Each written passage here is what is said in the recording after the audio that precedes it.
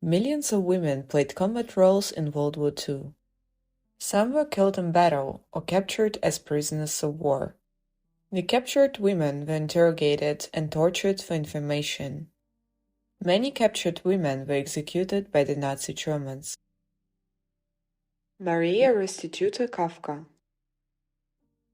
She was born Helene Kafka on 1st May 1894 in Heusevis, Austro-Hungary Empire. Her father was a shoemaker. Her family moved to Vienna when she was 2 years old. At the age of 15, Kafka tried her hand at various jobs, worked first as a servant and later as a sales clerk. In 1913, at the age of 19, she became a nurse at the municipal hospital in the Lainz neighborhood of the city. Despite being surrounded by the glamour and comforts of city life as a young woman, she was attracted to the simple and self-sufficient lifestyle of the religious sisters. She joined their community at the age of 20 and was given the religious name of Maria Restituta. Kafka returned to work at the Lainz Hospital, where she remained until 1919.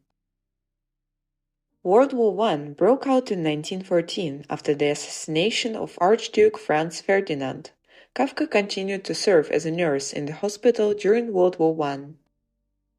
After the First World War, in 1919, Kafka was transferred to a hospital in the suburban town of Mödling. Eventually, due to her skill and dedication, she became the head surgical nurse at her hospital. She was admired for her professional abilities, beloved for her sensitivity and energetic personality, so much that she soon earned the nickname Sister Resolute. In March 1938, after the Anschluss, in which Germany annexed Austria, Kafka spoke strongly against the new regime, which immediately began implementing the Nuremberg Laws, established by the Nazi Party shortly after the party came to power in Germany. She called Hitler a madman and said of herself that a Viennese cannot keep her mouth shut. When a new hospital wing was constructed, Kafka kept to traditional Catholic practice and hung a crucifix in each room. The Nazi authorities demanded that the crosses be taken down, threatening her dismissal, but she refused. The crucifixes were not removed, nor was Kafka dismissed, since her community said that they could not replace her. The Nazis wanted to arrest her, but were prevented from doing so because Kafka was so indispensable to the hospital.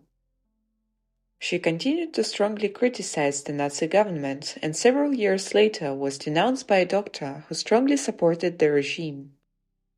One of the doctors, a fanatical Nazi, denounced her to the party, and on 18 February 1942, as Kafka was coming out of an operation, she was arrested by the Gestapo, the Nazi secret police, and accused not only of hanging the crucifixes, but also of having written a poem mocking Hitler. On 29 October 1942, she was sentenced to death by the guillotine for conspiracy to commit treason. The authorities offered to release her if she would leave the convent, but she refused. When the request for clemency reached the head of the Nazi Party Chancellery, Martin Bormann, he replied that her execution would give effective fear for others who wanted to resist the Nazis. She spent her final days in prison, caring for the sick prisoners. During this time, she wrote in a letter from the prison, "It does not matter how far we are separated from everything, no matter what is taken from us. The faith that we carry in our hearts is something no one can take from us. In this way, we built an altar in our own hearts." She was beheaded in Vienna on 30 March 1943.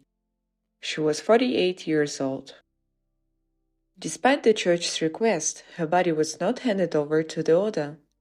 Her body was thrown into a mass grave and never recovered. Kafka was beatified by Pope John Paul II on 21 June 1998.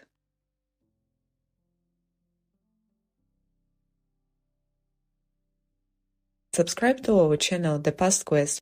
Thank you for watching the video and for your support.